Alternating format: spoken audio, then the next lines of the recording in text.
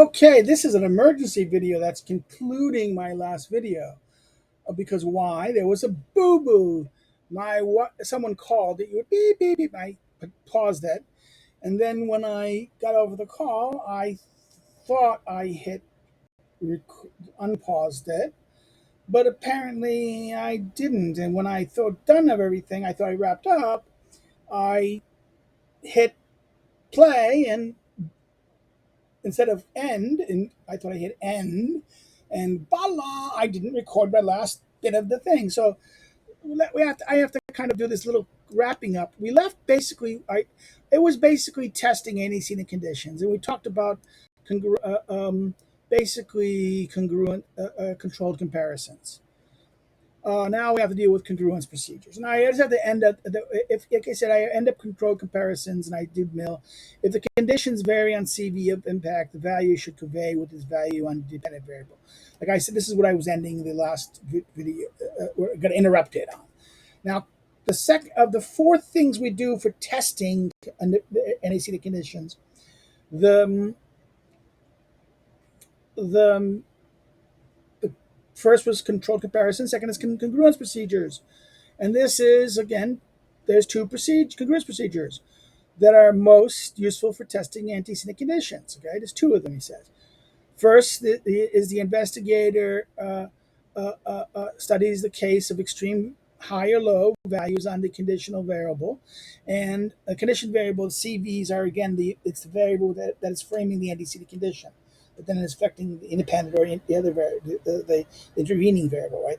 It's affecting another variable that then will lead to the cause, right? He says the first investigator should extreme high or low values on the condition variable, and a value greater than zero on the independent variable, right? That's what happens. So this is the conditions, either high or low on the conditional variable, and then something higher than zero on the independent variable or the intervening variable. Then what we need to do is that if a very high value on the CV, conditional variable, multiplies the effect on the IV and the intervening IV on the intervening variable or the dependent variable, right? Moving their values in the predictive ranges. In other words, with predicted meaning the value predicted by the test's theory, the test theory, in light of the value of the IV in the case, right? So therefore, the theories test this will do that. Okay, that's the predictor. That is the predicted range. And what happens here is that you get the situation of, oh my God, let's do this. Let's look at this, and from the point of view of, does it do it? Has to be sum, and therefore this affecting this then produces that. If the covariance of these two things are in the same way, then it's a very low value. In other words, a very low value on the CV should diminish the independent variable's impact on either the intervening variable or independent variable, right? There's intervening variables and dependent variables in this thing, lowering their values below the predicted range. Now, this is note 40. This test assumes that the catalytic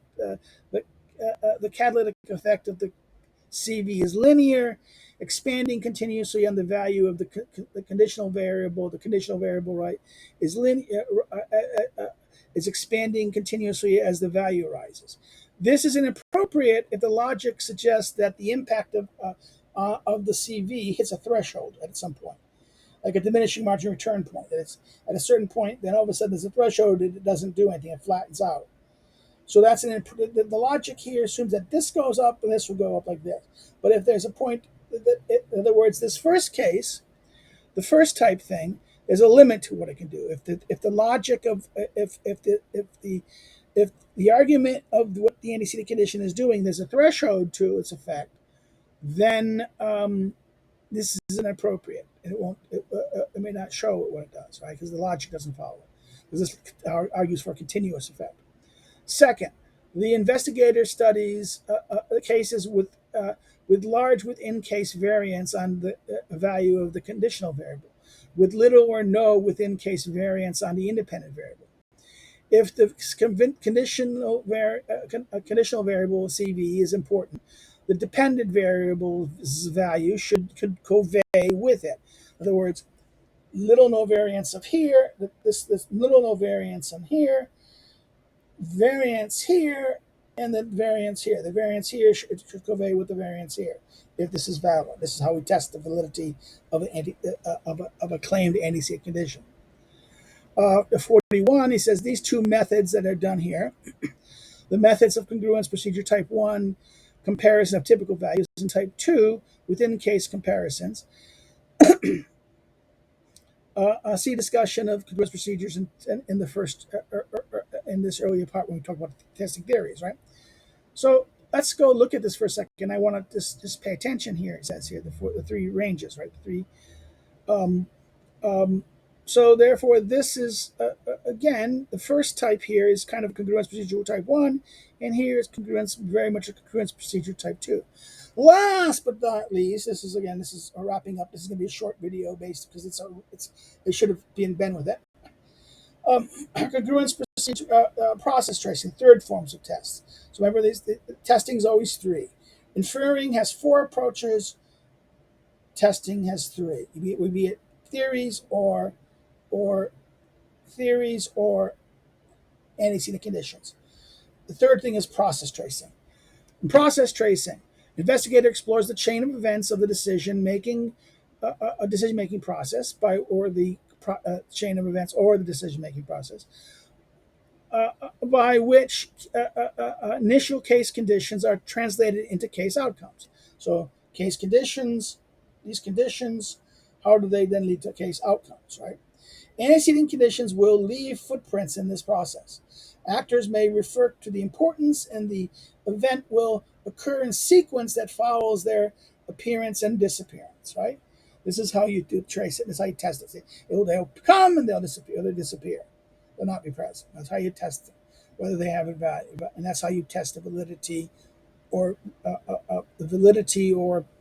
value of a antecedent.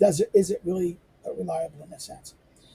Okay, we end here. This is where I intended to end it, and I was going to give my spiel about liking it, liking. So if you like it. You should like the other video as well.